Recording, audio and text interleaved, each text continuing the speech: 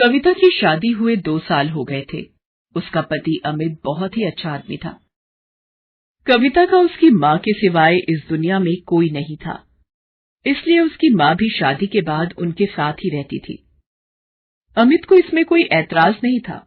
वो कविता की माँ को भी अपनी माँ की तरह ही मानता था। कविता अपनी माँ और पति के साथ खुशी खुशी रहती थी। उसकी इस खुशी को बढ़ाया उसकी बेटी ने, जो शादी के लगभग 2 साल बाद पैदा हुई। कविता और अमित ने उसका नाम खुशी रखा। अमित अपनी बच्ची से बहुत प्यार करता था। वो अक्सर कविता से कहता था, देखना, अपनी बेटी को मैं डॉक्टर बनाऊंगा, उसे शहर के सबसे बड़े स्कूल में पढ़ने भेजूंगा। जो खुशियां हमें नहीं मिल पाई, वो सब मैं अपनी बच्ची को दूंगा। उनके दिन खुशी खुशी बीत रहे थे कि तभी एक दिन उनकी खुशियों को ग्रहण लग गया। खुशी अभी मुश्किल से साल भर की हुई थी कि एक सड़क दुर्घटना में अमित की मौत हो गई। कविता पर तो जैसे दुखों का पहाड़ टूट पड़ा। उसे भविष्य के सारे सपने बिखरते हुए नजर आए। लेकिन जिंदा रहने के लिए कुछ न कुछ तो करना ही पड़ता है। कविता को पढ़ी लिखी होने के कारण उसके पति की जगह नौकरी मिल गई। जिंदगी फिर धीरे धीरे ढर्रे पर आने लगी। कविता के ऑफिस में ही कबीर नाम का एक लड़का काम करता था। उसे कविता बहुत पसंद थी। धीरे धीरे कबीर और कविता में नजदीकियां बढ़ी और दोनों अच्छे दोस्त बन गए।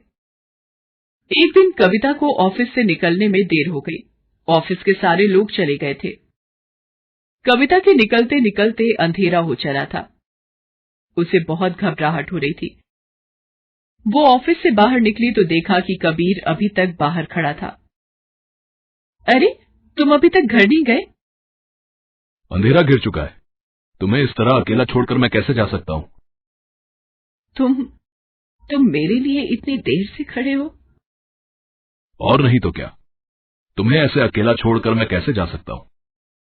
अब चलो, तुम्हें तुम्हारे घर पर छोड़ देता हूँ। फिर कबीर कविता को उसके घर छोड़ देता है। कबीर जब कविता को घर छोड़कर जा रहा था, तब कविता की माँ उसे देख लेती है। इस घटना के कुछ दिन बाद कविता की माँ उससे कहती है, बेटी, इस तरह कब तक अकेली जीवन जिएगी? अभी तो पहाड़ जैसी जिंदगी सामने खड़ी है। मेरा भी कुछ भरोसा नहीं कि कब आंखें बंद हो जाएं। फिर तू अकेली खुद को और खुशी को कैसे संभालेगी? मेरी मान तो शादी कर ले। कैसी बात करती हो माँ? मेरी शादी एक बार हो चुकी है। मेरी साल भर की एक बच्ची है, ऐसे में मुझसे कौन शादी करेगा? क्यों, वो जो लड़का तुझे उस दिन छोड़ने आया था, मुझे तो बहुत भला लग रहा था।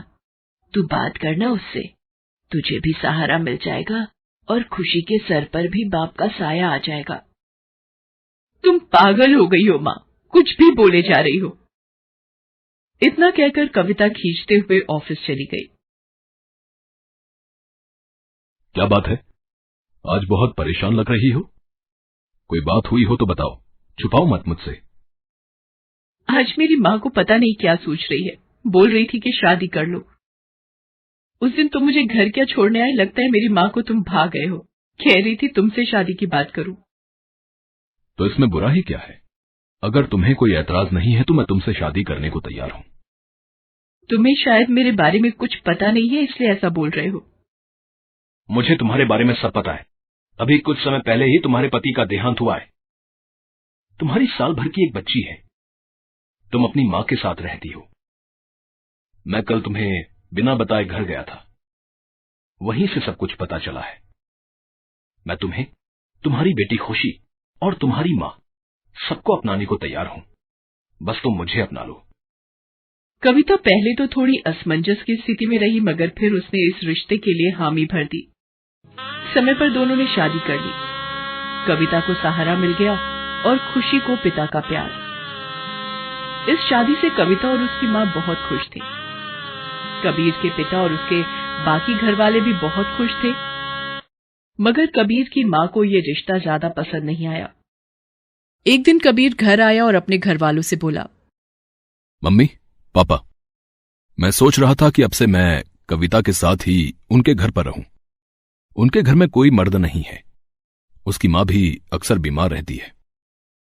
यह तो बहुत अच्छी बात है बेटा।